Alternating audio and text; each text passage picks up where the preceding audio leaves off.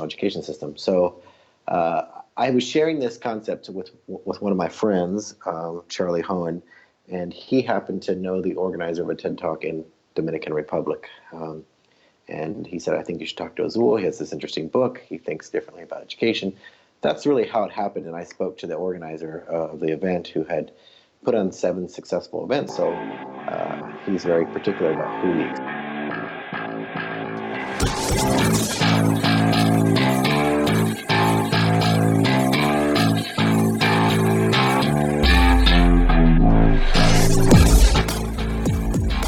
This is Scratch Your Own Itch, the one show that delivers the conversations that we're afraid to share, but need to. This show is all about creating a life worth living. I'm Logan Tyler Nelson, and I'm your host. So, you're going to hear conversations with creators and entrepreneurs talk about what they do, their current and past traumas, how they became who they are, and what they are truly curious about. This is the show where we talk about the things we think about a lot, but need to talk about more. Please take note that this show is not a substitute for actually creating a life worth living, because this show will stir your beliefs, make you question what it means to create a life worth living.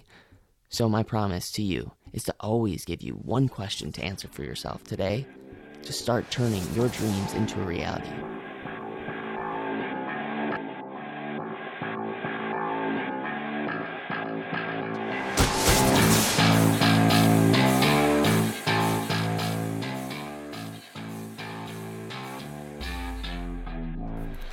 Hey, ladies and gents. So, before I get into this episode, I just wanted to forewarn you that the audio is going to be a little bit different. I had to record this with a different microphone, and therefore the audio is a little bit different. Although it's still a great interview with my man Azul. This is one of the most caring, passionate, super just overly giving person. I mean, really, absolutely incredible. Before I get into this episode, though, I wanted to quickly read a review for you that I think really spoke to me. It's by KDV, and he says, Logan graciously and bravely shares his whole heart in his podcast. He shows his listeners that it is always better to communicate dark thoughts and deep desires rather than sit with them in seclusion. His work to make life and living a more beautiful thing shines through the pain and discouragement we often feel. I highly recommend this podcast to anyone needing encouragement, self-love, or even just a kinder voice in the ear to hear. Wow. That means the world to me. Thank you so much, KDV, for writing that awesome review. He titled it Impactful, Important, Impossibly Brave. That means the world to me. Please, KDV, reach out to me and let me know if you're working on anything. If you got a YouTube channel or maybe a podcast of your own, I'd love to tag you in it. So thank you so much. God, that means the world to me, because I know that people that are listening to this show can really be listening to so many other shows and so many other audiobooks. And so to be in competition with them and to know that they're spending quality time to actually take their thoughts and to really ask themselves which one's more important, which one's more helpful for me right now. Because we all have negative thoughts. It's something that we can't ever really get rid of. So, without further ado, enjoy this interview with Azul and myself.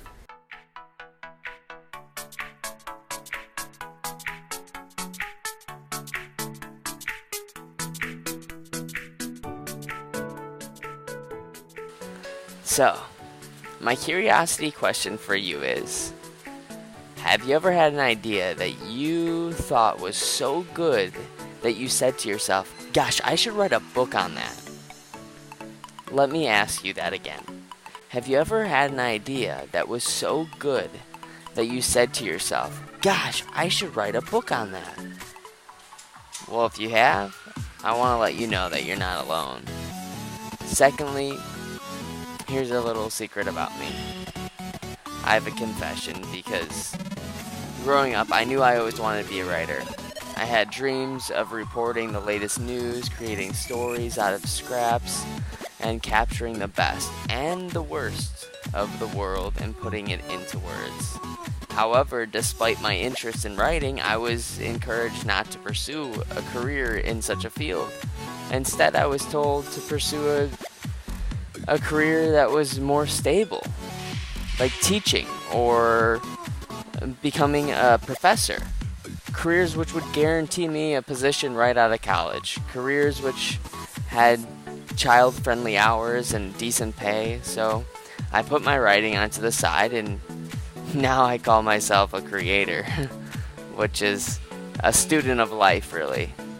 So I want to let you know that today my guest is going to help us put this practice into place and turn our dreams into reality. Because he's not only a published author himself, but he's making some real innovative strides towards teaching people how to be efficient with their writing, and also the way teachers, well, teach. His name is Azul Terronez, and he is an educator, TEDx speaker, and the author of the best-selling book, The Art of Apprenticeship: How to Hack Your Way into Making a Killing Doing What You Love. He is the co-founder of Authors Writing Academy and coaches authors like Pat Flynn from Smart Passive Income and Data Malstav of BossMom.com. So maybe you've already committed to the process of writing, but you're constantly asking yourself, why am I writing this? Or who am I writing this for? These hurdles are super normal when it comes to learning how to write a book, which is why I wanted to invite my awesome, amazing champion of my life, Azul Terronez, to join me on this podcast today. So give a warm welcome to the one and only Azul Terronez. Thanks. That's quite an introduction. Thank you so much. Oh, you are so welcome. Thank you, Azul. Like, just behind the scenes, you've been so helpful, and you've spent a lot of time just on the phone with me talking about my problems and trying to figure them out, and you asked for absolutely nothing in return. And there's not a lot of people like that out there. And now delving into your work and learning more about you, it makes more sense the way you are. And what you're doing is it's setting out a real I think impact, and honestly something that more people should delve into. So please check out Azul Terronez's podcast after you listen to this, and also his book and his TEDx talk. Yeah, I just want to acknowledge you for that, first off, right off the bat. Well, thank you. It's an honor. I'm privileged to just help in any way I can. So I want to start off by asking you, Azul, because most people that are really amazing at what they do, I think, do it because their greatest weakness, such as being lonely, turns into their greatest strength. They find themselves lonely, so they become wicked good at teaching themselves how to be better at connecting themselves with others. So does this resonate with you at all when I kind of say that? Did you find yourself scratching your own itch and wanting to become a great writer because of some loneliness in your life? You know, I definitely think about my path to being here had a great deal to do with not being good at it. One of the things that I really felt was that I was not really good in school, though I went to a great university. I went to UCLA, got a master's degree, but I was terrible in school in the sense that it was hard. And I basically, I'm dyslexic, and I didn't realize it until I was a junior in college. And with that came the challenges of doing well in school and wanting to be a writer. I never was really great at it. So sort of my dreams got crushed a bit when I heard teachers tell me that, things that weren't that good or needed improvement, and the best I could get would be a B minus with all my effort. And I actually flunked out of freshman English in college and had to take it again. So, yeah, I think becoming a writer, eventually becoming a school teacher and teaching English, which is kind of ironic. I didn't teach and see the world as maybe everyone else did about writing. I saw it as an important way to share your message with the world. And I really believe everybody has an important message to share. It's just, we get afraid that our message will be judged. So, yeah, I think maybe the loneliness had to be around the idea that I just didn't feel like I could do it. And so, yeah, I spent a lot of years teaching people to write because I just became afraid to put myself out there to be judged. I think that's the biggest fear that most writers have is, will I be accepted for this? Will this be good enough? And a lot of what I do is help people overcome those fears before they even start writing. Wow. Yeah. It's actually crazy how oftentimes it's even bigger than that. It's this sort of like one thing I've realized that is a great starting off point for anybody that's going into a certain career or something like that is to ask themselves, like, really, what makes you so mad that you can't keep your mouth shut about it? And the reason why I bring this up is because your TEDx talk and also like what you stand for is to teach in a kind of new way, in a new innovative way. And I think it stems from maybe being so angry at something in the education system. Do you see this to be true, and that's why you kind of are doing what you're doing now? Well, I definitely think it's because I wanted to see things change. Um, I think watching years of school being used as a tool to separate people from those who are, quote, smart enough and those who aren't, separating people's ability to use their hands from their minds instead of seeing a big picture about teaching. And I think that's why I spent the second half of my career working in a project-based school, because I didn't want people to think that because they were amazing artists or great at speaking, that it would be less valued than someone who could write well or do math. Like those ones sort of were the mecca. If you can write a paper and do the math, you're good. But if you're a good speaker, or you're quick on your feet, or you're a good painter, or you're good at building, you sort of got left out of the system. And I think that was unfortunate because so many creators have so much to give. In fact, everything we have that we use was built by a creative person and maybe engineered by somebody else. But like, creators have a really important place in this world. And one of my professors in college at our commencement speech said to all of our parents in the audience whose children had gotten a degree in art or the arts, said, you might be wondering what jobs are out there for your students as artists. And he says that most of the people who work in other fields toil and spend their life to earn money to buy the things that your children will be able to create. And that always rang true to me. Like, wow, yeah, we work really hard to buy beautiful things or wear wonderful clothes or to be able to go to beautiful places and see things created by wonderful artists. But the truth is, artists have so much more power than they know. And sometimes being an artist is just being who you are. Hey, Logan Tyler Nelson here. I would so appreciate it if you took some time to hit the subscribe button. I really want to just honestly live and give.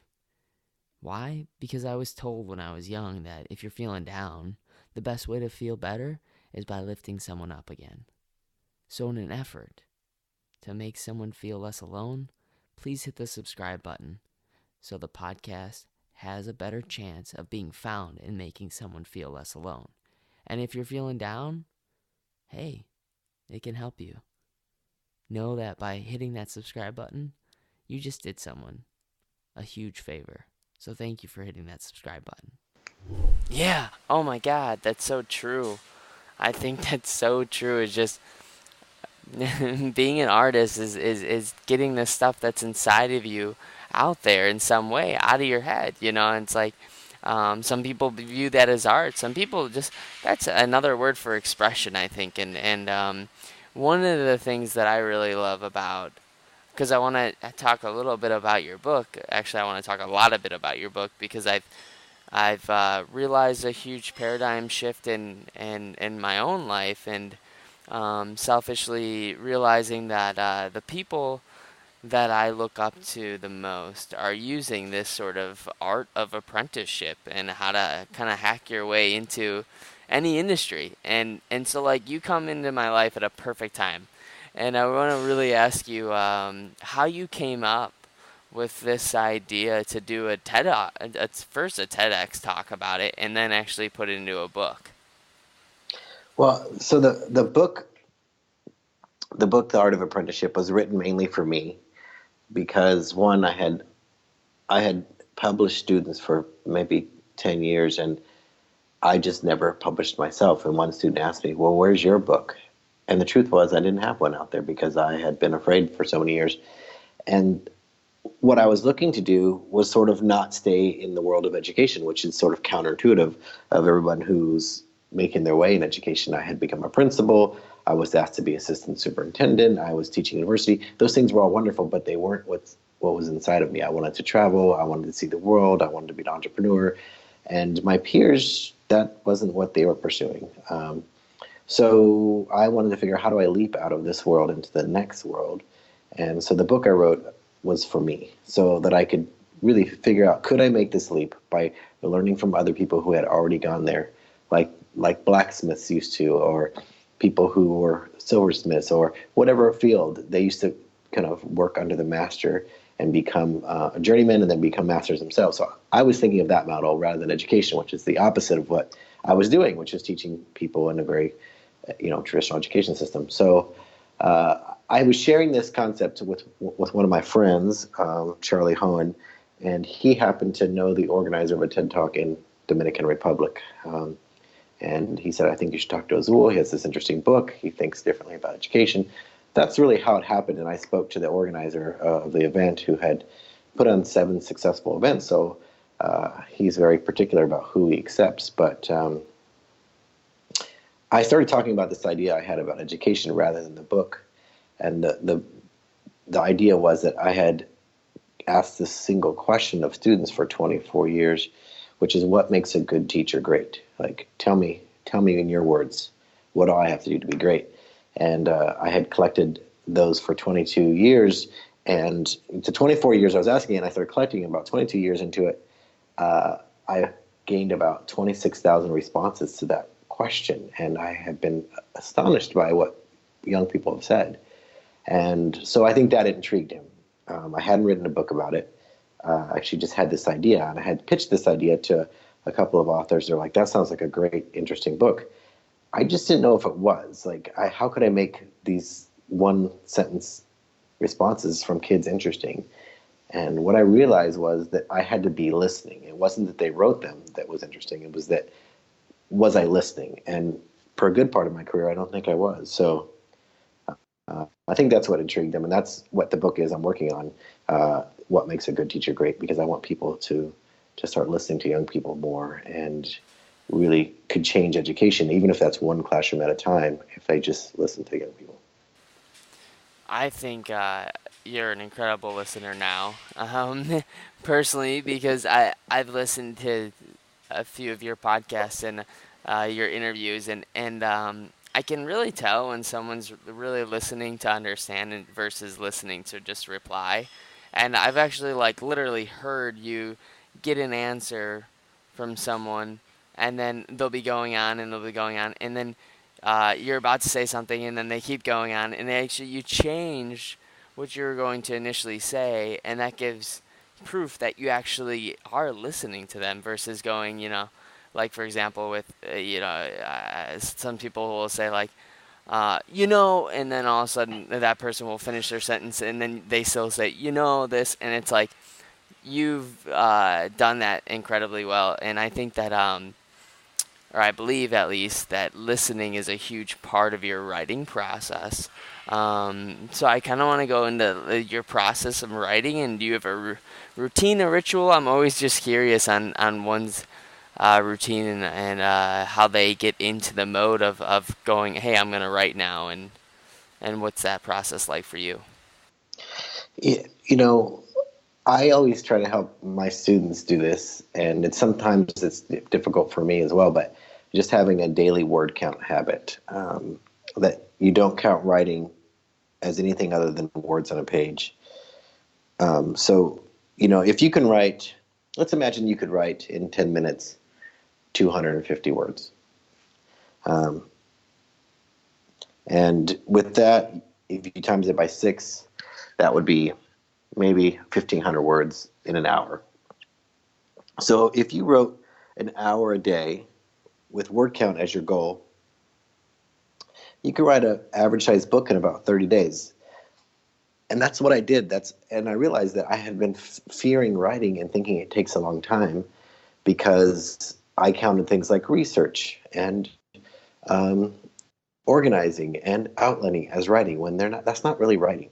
Those are activities that support writing, but not writing. And the way we're taught in school and the way a lot of teachers taught was what's more important is that you organize yourself and that you edit well. Because if you turn in a paper and it has a great idea, but it has a lot of mistakes, then you're marked down, right? Your idea could be excellent and could be life-changing. But because you didn't do the grammar correctly or spelling or wasn't neat or organized or didn't skip lines or whatever font they ask you to put it in, um, then what happens is, you're thinking you're not a good writer, but really you were being taught to be a good editor, someone who turns in a paper that's really well edited, not somebody with original ideas, with a great message, with heart and something you care about. So I think a lot of people are trained more to be editors and turning good papers than they are about writing. So we have a false sense of what good writing is. Most people put off the writing to the very end and wrote the paper the night before just to get over it. Then they don't really think about the very little amount of time they spent writing was the words on a page. And so my first thing is, like, my daily habit is I got to sit down and write 500 words, whether they're good words or bad words. And when I'm working on a book, I make it 1,000 words because I just have more to produce. So that's just that. Try to make them my habit, and I try to write first in the day, like maybe exercise, something I do early in the day, so that it doesn't get put off. It's so easy for something like writing to be inconsequential, like, so you put it off. So that's some of my habits that I have. I love it. Yeah, rewriting is the key, I think. Who said it? I think it was someone said writing is rewriting. Yeah, and that's so true. I mean, really, the most difficult part is not the writing; it's rewriting. So why don't you spend all your time just getting it on the page, and you can work on it with an editor? And that's the great thing is most people think of writing as a solo art. Really, great books are written by one person's amazing ideas and a group of people supporting them to make that idea come true. And that makes a really good point that you don't have to sit in a basement and in a dark room and do it all by yourself. You can Yeah, have some help. absolutely. You can have help, in the writing process, help in the editing process, help in the naming of the book process, like all these different parts. You don't have to do it alone. We're trained to do it alone, but it's not the best way to create something, I think.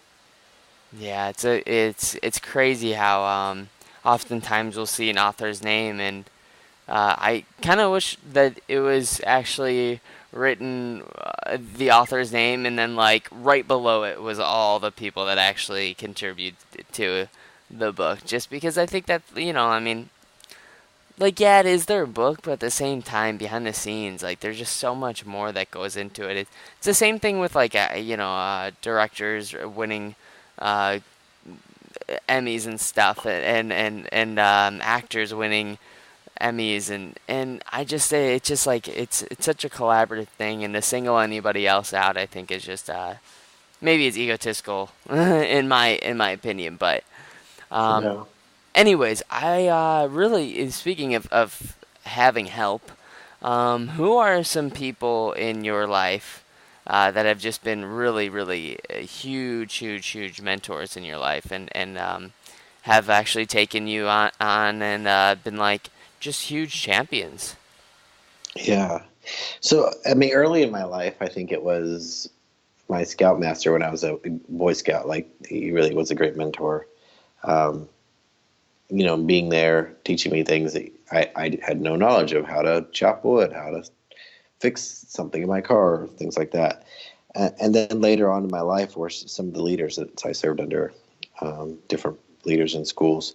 But more recently, the people that have helped me on this entrepreneurial journey is definitely Charlie Hohen, who's been a big he's like a hero of mine, but also a friend and a colleague.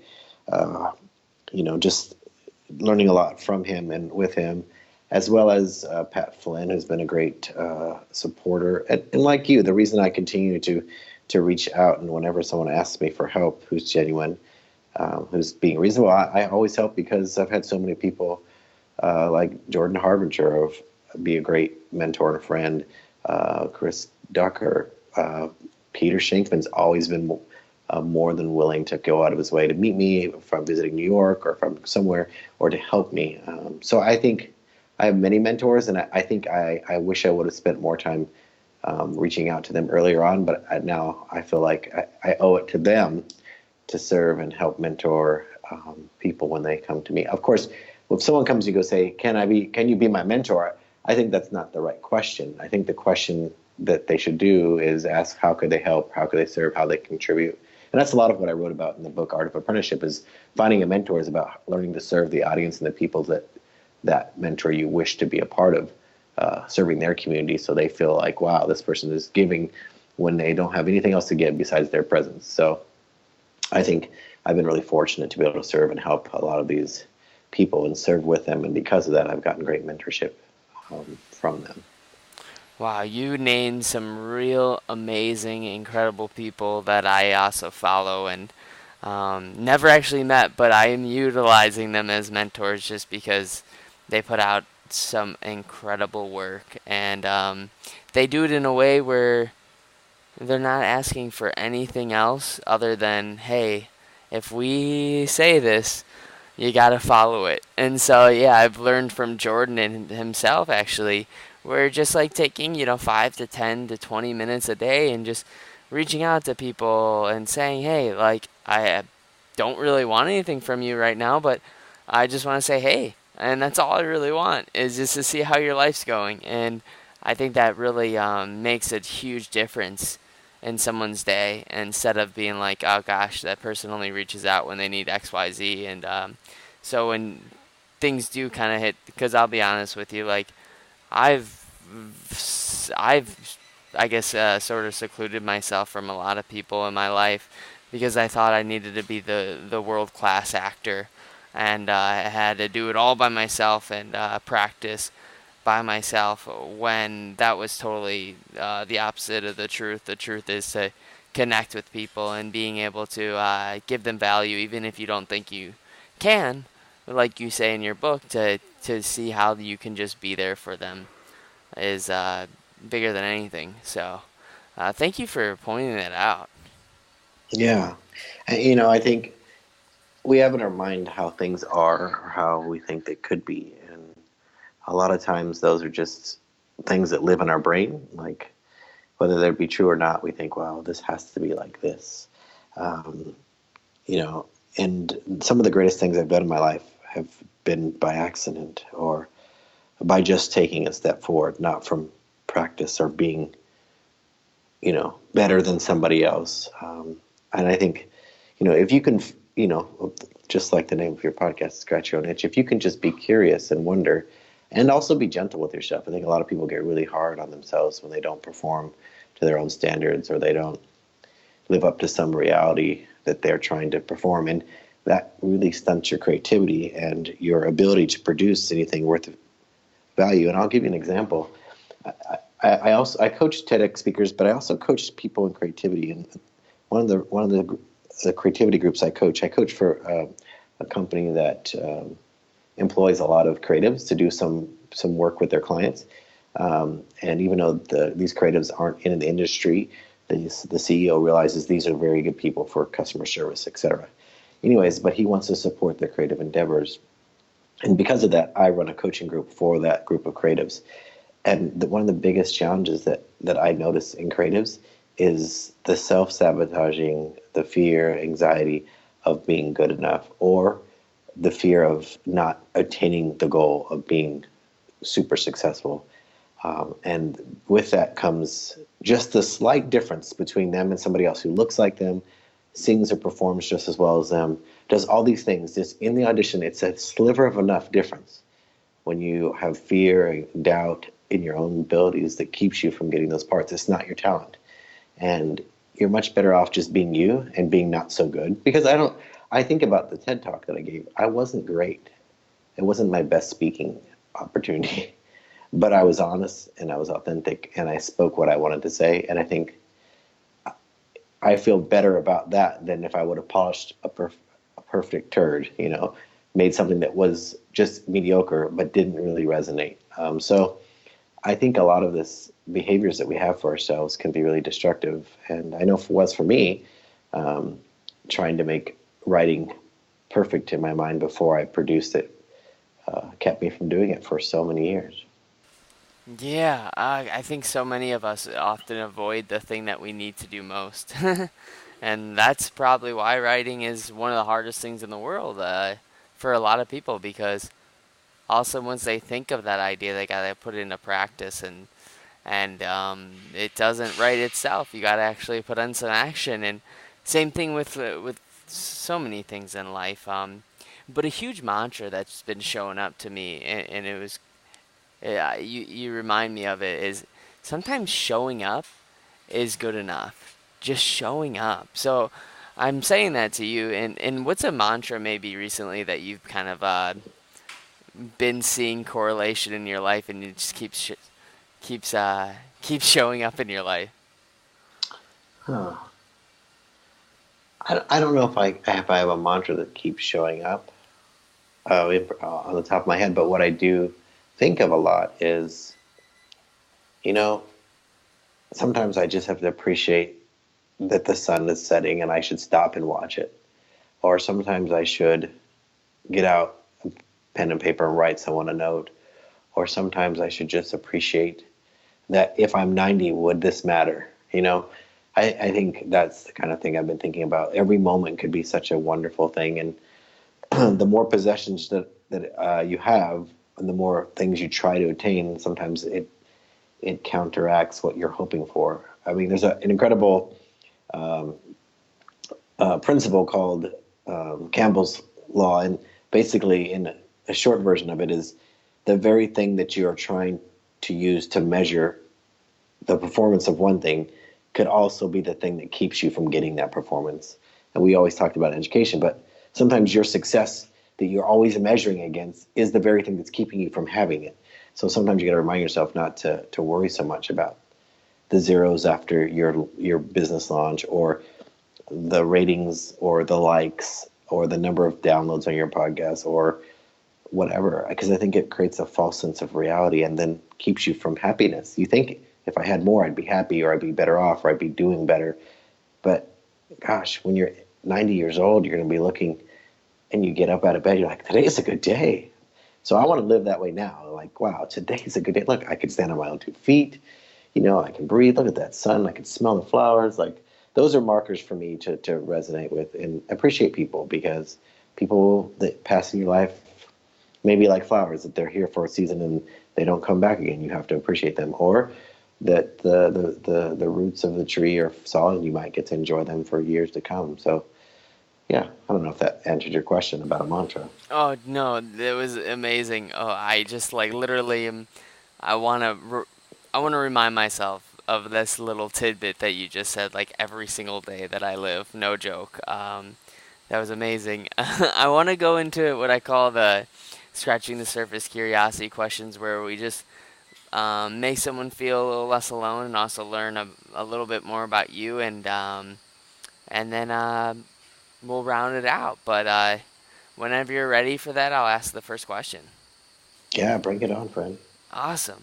So the first question that I have to ask you, because I'd be kicking myself in the butt if I didn't. What's a current belief that you had about yourself that you're a little embarrassed or ashamed about having, but it's just a thought and it's not you? I think that I thought other people would be annoyed by my voice. Um, yeah, that it sort of sounds hideous to me, but people have enjoyed my podcast, which is part of the reason why I did it because I was like, yeah, I don't like the way I sound. But I think that's kind of the whole point of it, is like, it's not about the way I sound, it's about what we're talking about. So, I mean, it's sort of embarrassing to admit that, but also, all the factors of like, will I die? No, will anyone care? Like, my biggest fear is probably not dying. It's probably being forgotten. And so, yeah, I mean, those are honest fears and honest truths about me that I think about.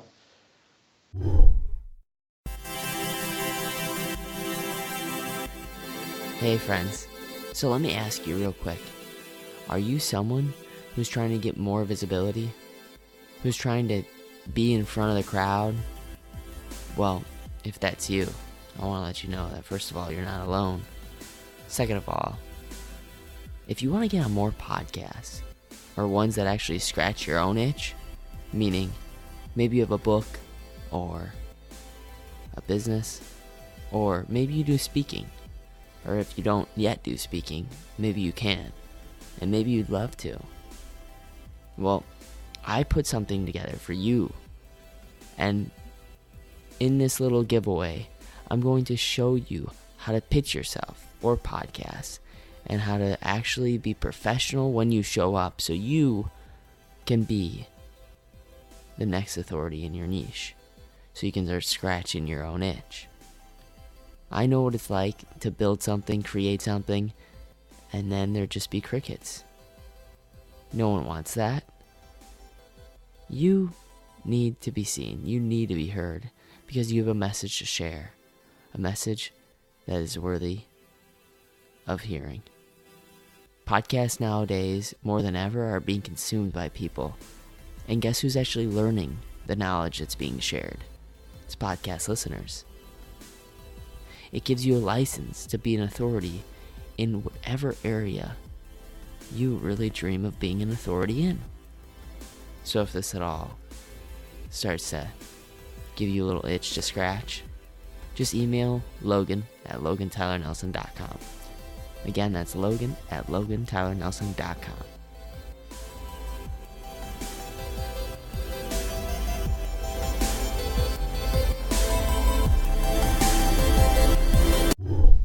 Wow, thank you for saying that. I just actually heard someone say on another show that everybody fears something, and when people are really angry with you or something, or for no apparent reason, it's usually because they're fearing something, and it stems from that. And it's just like, if you can get to the heart of the fear, it can tell a lot about yourself and that person, and also it can hopefully later on alleviate you of some pains if you really get deep and down with it, and you just wrestle with the fear instead of trying to run away from it all constantly. So Yeah, for sure.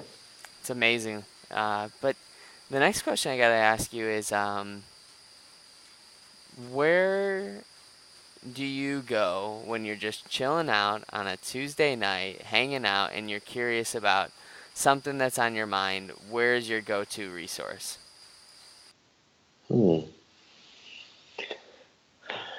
go-to resource.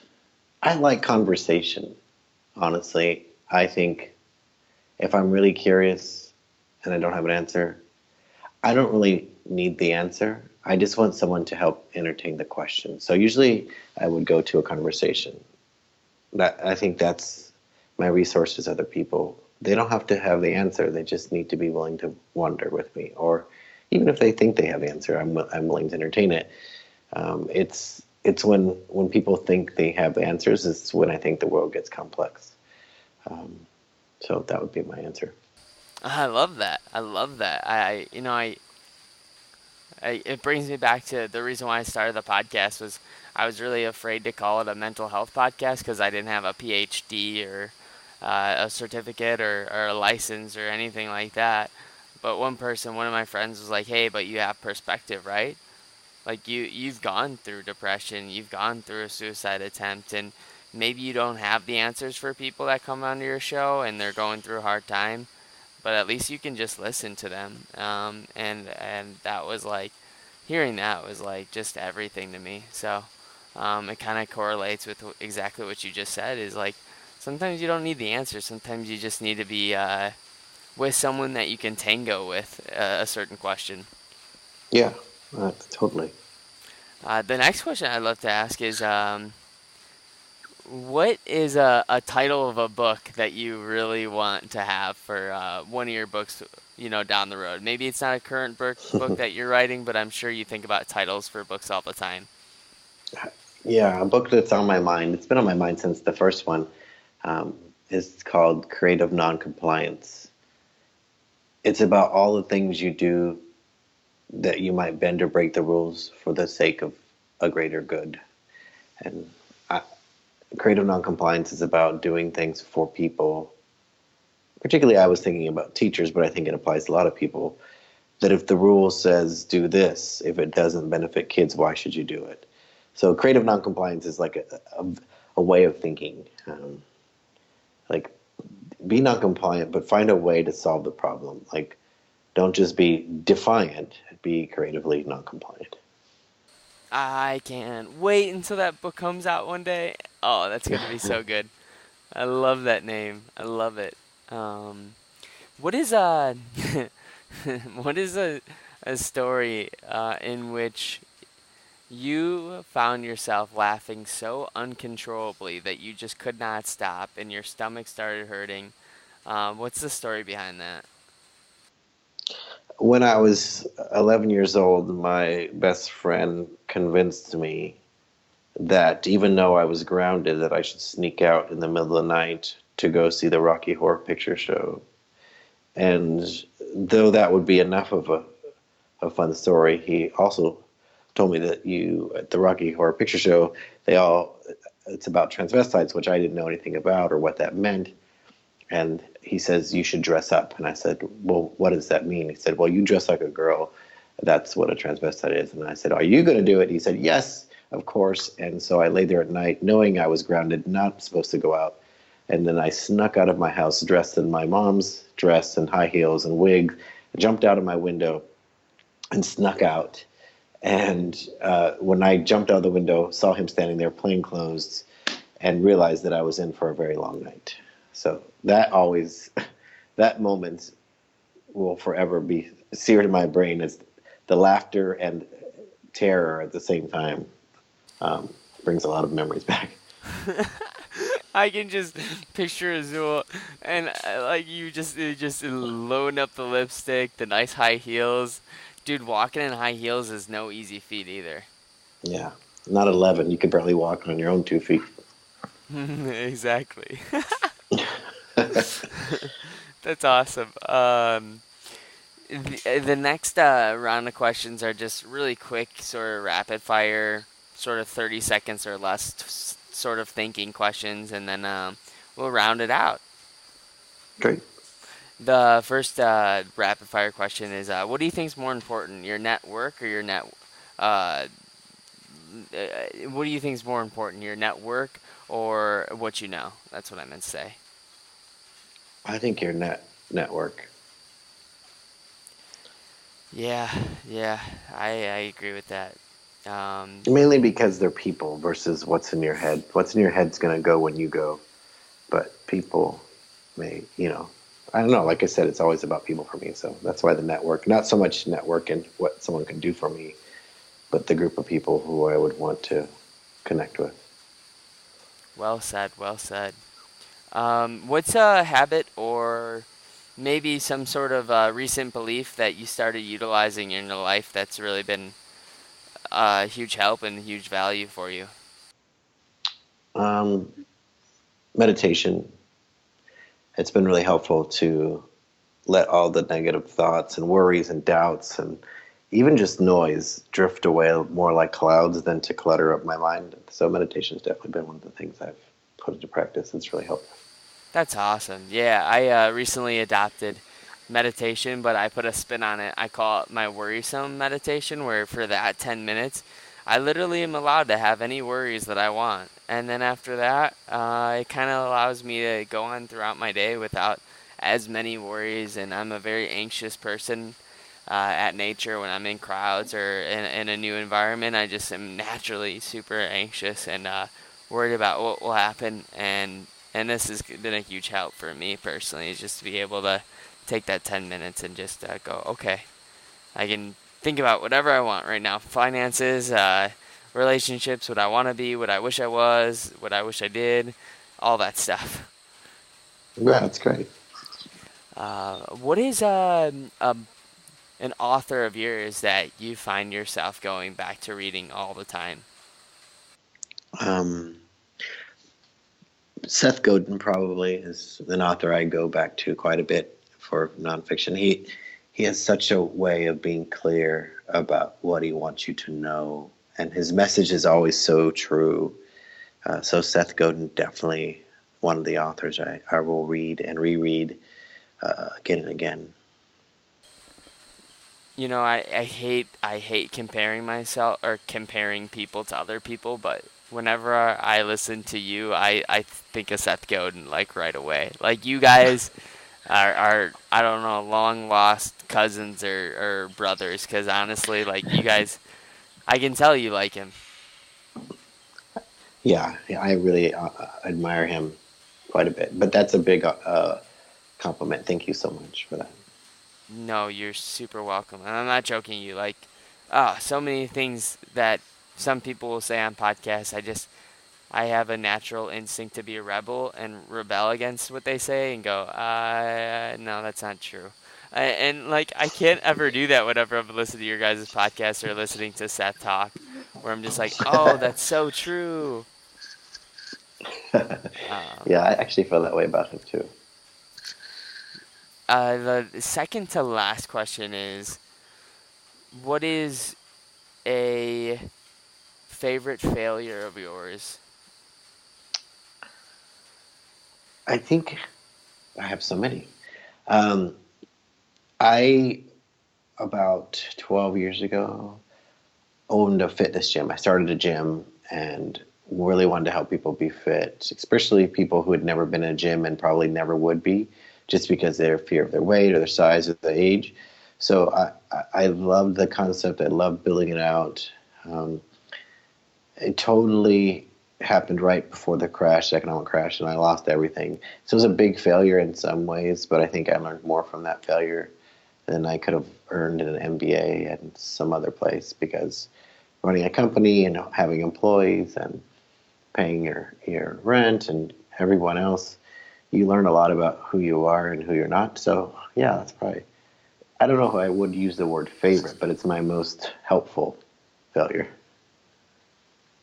Wow, Azul, I had no idea that you did that. That is, oh, I want to talk to you about that for so much longer. Unfortunately, we can't right now, but I want to definitely give an opportunity for, I obviously plugged your podcast in the very beginning, and also plugged your TEDx talk.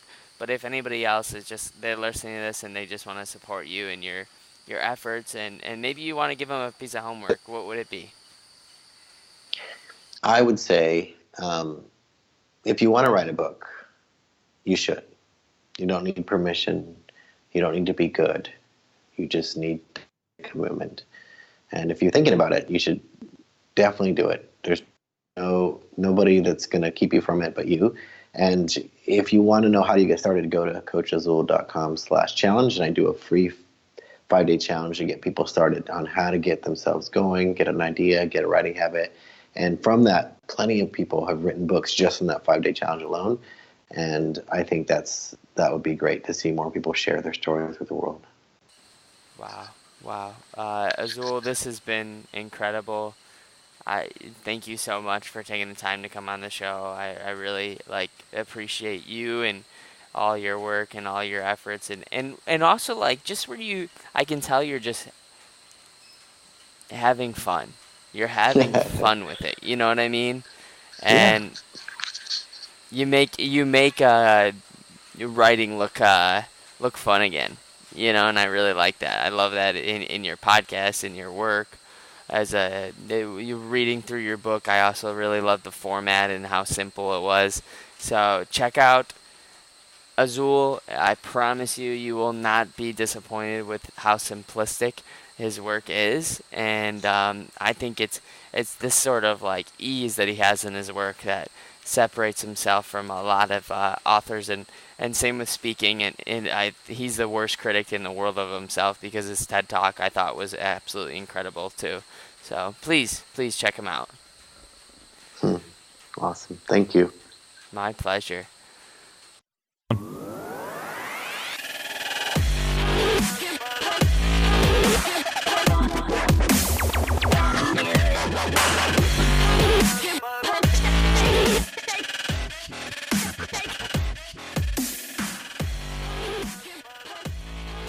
All right, there's another episode of Scratch Your Own Itch. Thank you so much for taking the time out of your day to support the show by listening. The biggest compliment you could ever pay me is just by sharing this, because honestly, it doesn't take much, and it feels so good when people create something and take time. And when I see someone take time to create something that really just changed my day, either made me feel less alone, maybe put a smile on my face, made me laugh, made me feel wiser, I always want to share it with the world. Because why? When I share something that resonates with me, why not share it? I mean, that's just kind of the thing that goes around, and it's free. It takes no time at all other than just a click of the button, share, on either Instagram, Facebook, Twitter, LinkedIn. Any of those social media platforms would be great to share this. So I really appreciate it. And I want to say that anybody who's looking to gain authority or expertise in their area, and they don't want to take another year or year and a half to write a book and wait until that's published, I think the best way is right now is to start a podcast. So if you're at all interested in starting a podcast, if you meet the certain requirements, I would love to help you with a podcast and also get a website going for you as well. And this is not an easy task. It's hard to actually get it done and get it out there. So every now and then we need some help, and I'm here for you. So please reach me at Logan at LoganTylerNelson.com if you're interested at all. And don't ever forget, you matter and you're enough.